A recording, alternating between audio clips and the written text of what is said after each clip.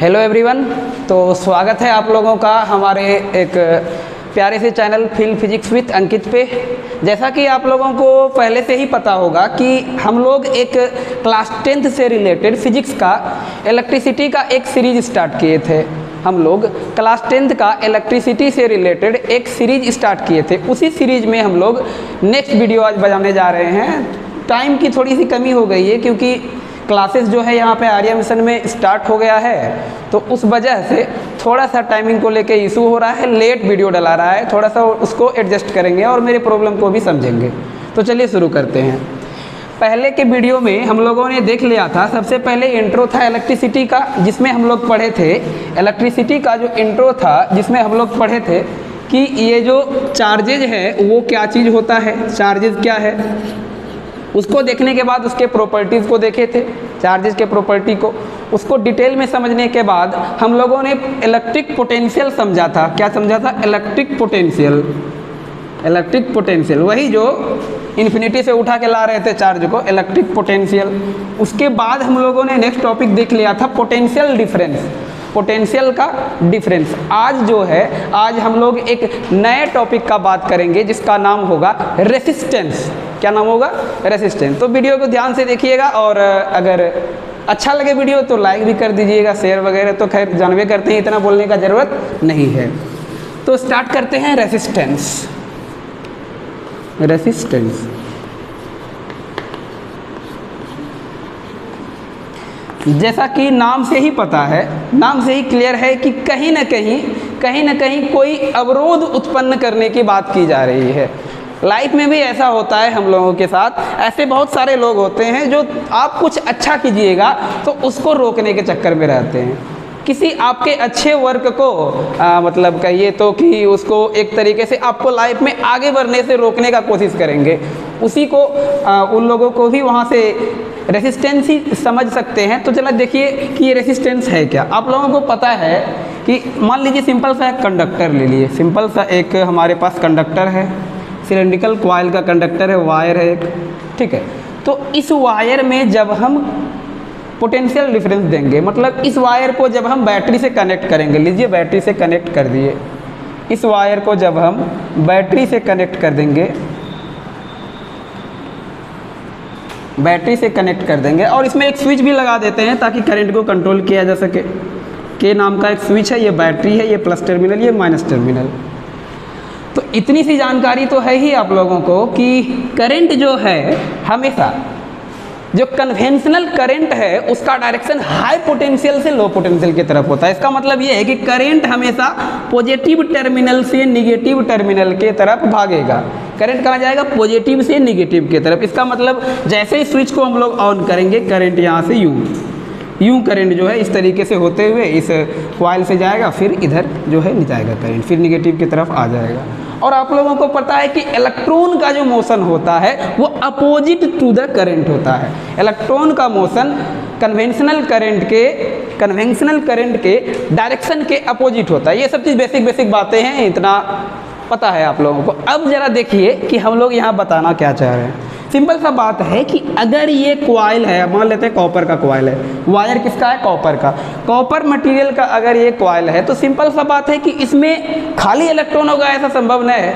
संभव है? नहीं संभव है। खाली इलेक्ट्रॉन से कोई चीज़ तो बनता नहीं है। इसमें होगा तो प्रोटॉन भी होगा, कुछ न्यूट्रॉन भी होगा और कुछ इसका जो है अपना भी इसमें कहे तो इम्प्यूरिटीज वगैरह होगा।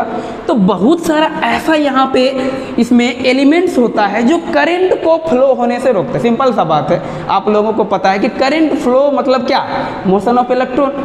इलेक्ट्रॉन के मोशन के वजह से, इलेक्ट्रॉन के मोशन के वजह से करंट फ्लो होता है। तो मान लिया जाए कि इलेक्ट्रॉन इधर आ रहा है इस तरीके से, इलेक्ट्रॉन इधर आ रहा है इस तरीके से, अपने पास नेगेटिव चार्ज लिए, अपने पास नेगेटिव चार्ज लिए। अब बीच बीच में तो प्रोटॉन बैठल है, बीच बीच में प्रोटॉन बैठा हुआ, ये सब प्रोटॉन है गोलका गोलका। ये सब जो प्रोटॉन है, ये लोग तो चाहेगा, ये प्रोटॉन ऐसा नहीं कि दो चार ठो है सर्किट में, पूरा कंडक्टर में कितना सारा प्रोटॉन होगा। और उस प्रोटॉन के वजह से जैसे ही ये इलेक्ट्रॉन इधर आएगा बेचारा टकरा जाएगा प्रोटॉन से, इलेक्ट्रॉन आएगा डिप्ट वेलोसिटी के साथ धीरे धीरे उछलते कूदते, तो प्रोटॉन से बार बार टकराएगा और टकराने के साथ क्या होगा, उसके मोशन में एक जो है उसके मोशन में एक रेसिस्टेंस डेवलप होगा, उसके मोशन को अपोज करेगा कौन, ये जो प्रोटॉन बैठा हुआ है। सिंपल सा बात है कि आप अगर कभी प्लेटफॉर्म पे अगर गए होंगे, अगर ट्रेन आने वाली है, आप प्लेटफॉर्म पे बैठे रहिएगा, मुंबई जैसे शहरों में ऐसा ज़्यादा होता है, प्लेटफॉर्म पे आप बैठे हुए हैं, ट्रेन आ गई है, तो आप अगर बैठे रहिएगा ना, उधर से जो यात्री आएगा आपको कुचलते हुए चला जाएगा, आपको कुचलते हुए चला जाएगा। ऐसा होता है भीड़ के वजह से, लेकिन फिर भी वो जो यात्री दौड़ा आपको कुचलते हुए, उसको परेशानी तो हुआ, परेशानी आपको ज़्यादा हुआ, उसको इग्नोर कीजिए। तो वही चीज़ है, ये जो प्रोटॉन पॉजिटिव चार्ज वाला जो बैठा हुआ है यहाँ, ये तो बैठा हुआ है, इलेक्ट्रॉन बेचारा मोशन आ रहा है, उसका करंट, उसका गाड़ी छूट रहा है, इधर भाग रहा है, वो सोच रहा है कि हम यहाँ आ जाएं, पॉजिटिव के तरफ आ जाएं। तो अब समस्या ये है कि वो जो इलेक्ट्रॉन उधर से आ रहा है, अब बार बार कोलाइड करेगा किससे, प्रोटॉन से। अब प्रोटॉन से जो कोलाइड करेगा उस चक्कर में सिंपल सा बात है फ्रिक्शन होगा। अब फ्रिक्शन के वजह से उसके एनर्जी में लॉस होगा, इस वजह से ये कंडक्टर हीट भी होगा। इसीलिए सुने होंगे जब भी किसी वायर में करंट दौड़ाते हैं वायर गर्म होने लगता है, सुने होंगे क्या, देखे भी होंगे कि वायर में जब हम लोग करंट फ्लो करवाते हैं तो वायर धीरे धीरे गर्म होता है। गर्म होने का रीज़न यही है कि बार बार जो वो प्रोटॉन से टकराएगा तो वहाँ पे एक फ्रिक्शन क्रिएट होगा, फ्रिक्शन के वजह से हीट डेवलप होता है, और इसी जो प्रोटॉन के वजह से इसके फ्लो में जो एक कहिए तो अपोज देखने को मिलता है, इसी वजह से सर्किट में इस पूरे सिस्टम, इस पूरे प्रॉपर्टी, पूरे मैकेनिज्म के वजह से सर्किट में रेसिस्टेंस डेवलप होता है, सर्किट में रेसिस्टेंस डेवलप होता है। सिंपल सा बात है, रेसिस्टेंस का मतलब क्या है कि आप करंट को फ्लो कराना चाह रहे हैं किसी कंडक्टर में, लेकिन कुछ ऐसा चीज़ वहाँ पे हो रहा है जिसके वजह से उस फ्लो को ही अपोज कर रहा है वो, ठीक है। तो रेसिस्टेंस समझ गए होंगे उम्मीद करते हैं। और रेसिस्टेंस होने का रीज़न क्या है, सिंपल सा बात है, सबका होने का कुछ ना कुछ रीज़न होता है। वायर का एक प्रॉपर्टी होता है रेसिस्टिविटी। रेसिस्टिविटी जो है वो मटेरियल टू मटेरियल वेरी करता है, डिपेंड करता है मटेरियल पे।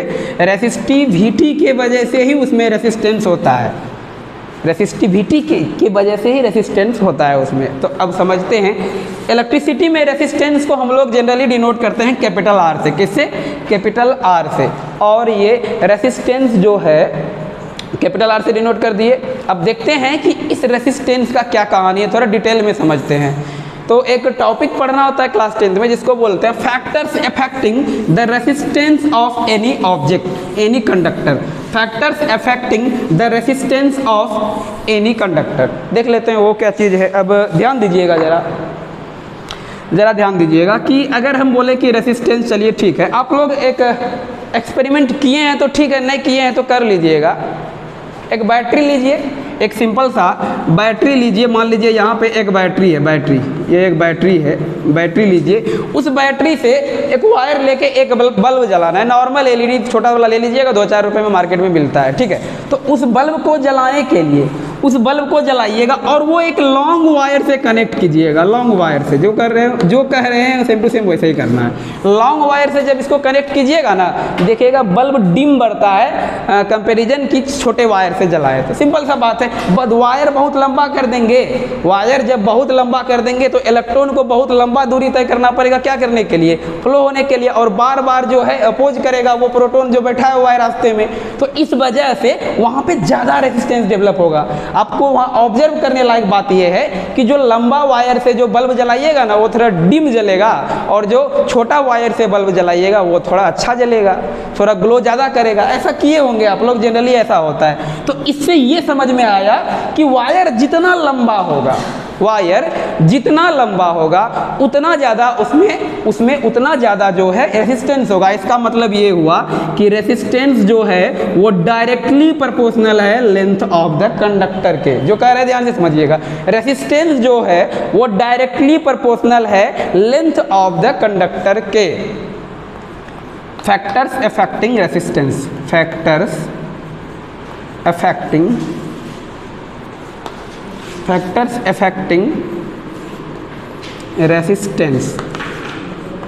resistance of any conductor,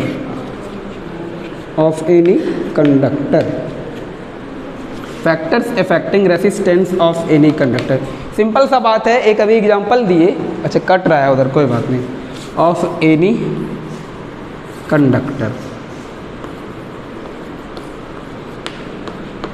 of any conductor.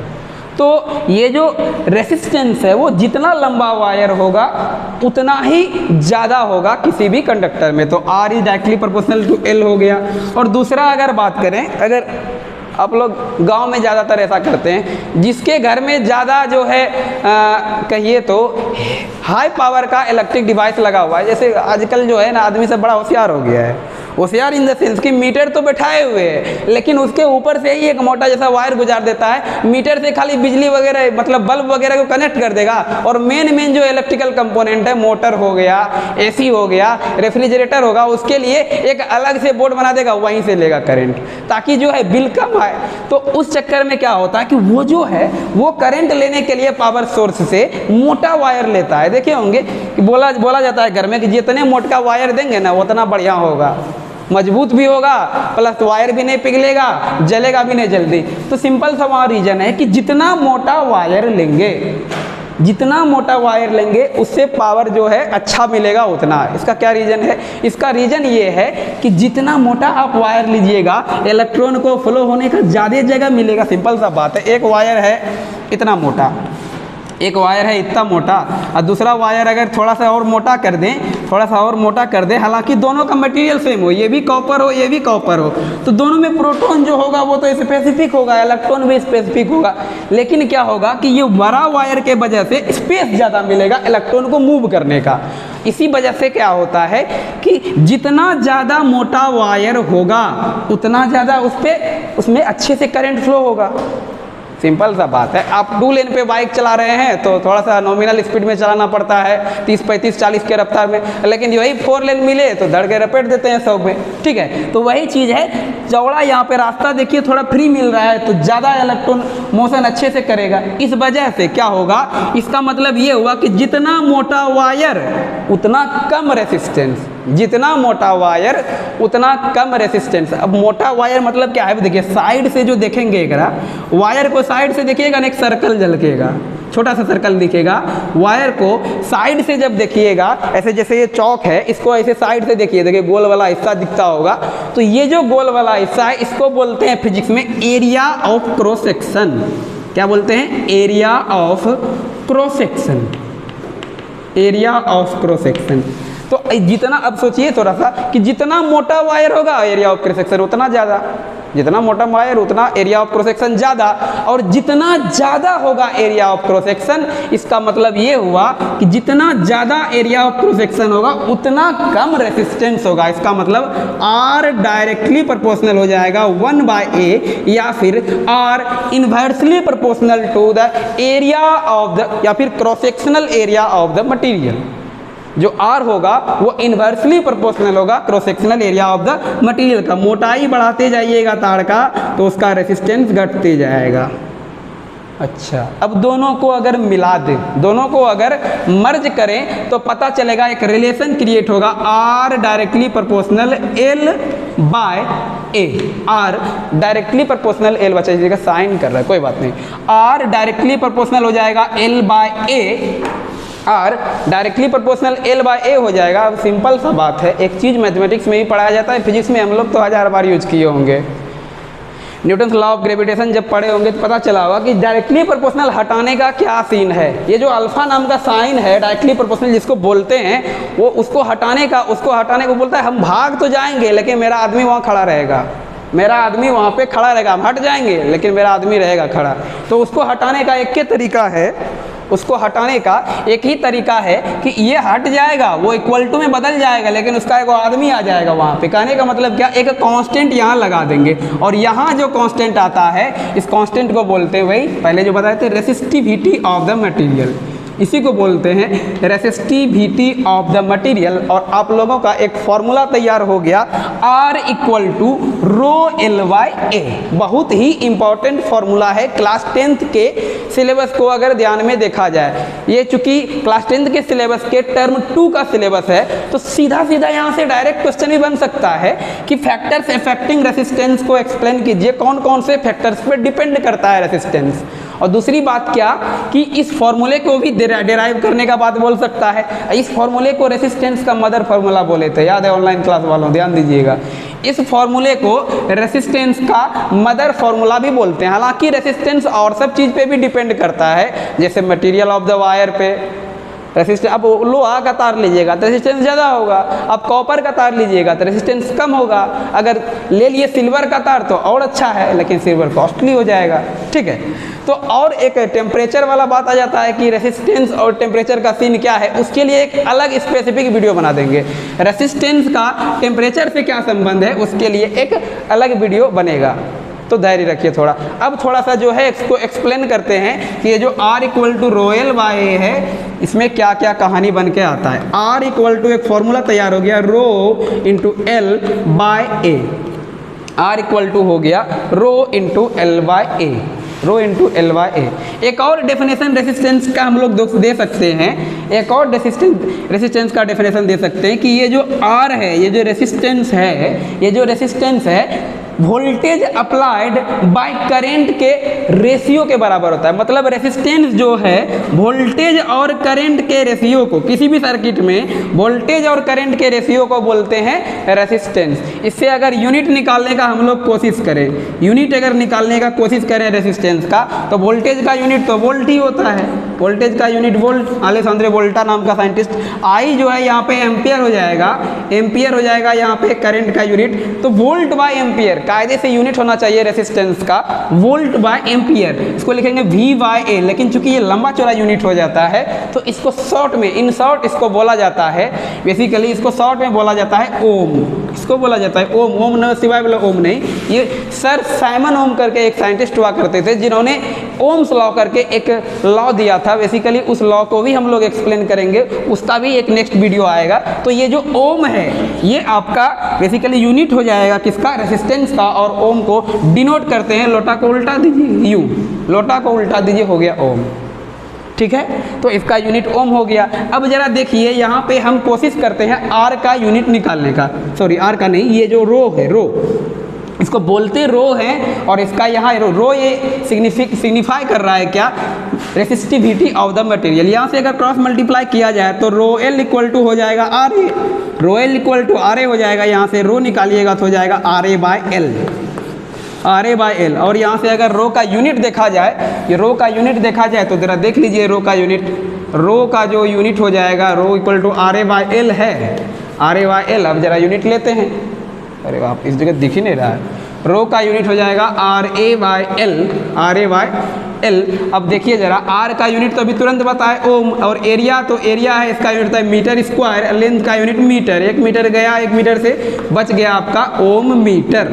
तो ओम मीटर आपका यूनिट हो जाएगा रेसिस्टिविटी का, ओम मीटर आपका यूनिट हो जाएगा रेसिस्टिविटी का। लेक्चर को ज़्यादा बोरिंग ना करते हुए, वीडियो को ज़्यादा लंबा ना करते हुए आज के सेशन को यहीं पे कंप्लीट करते हैं। चलिए, थैंक यू।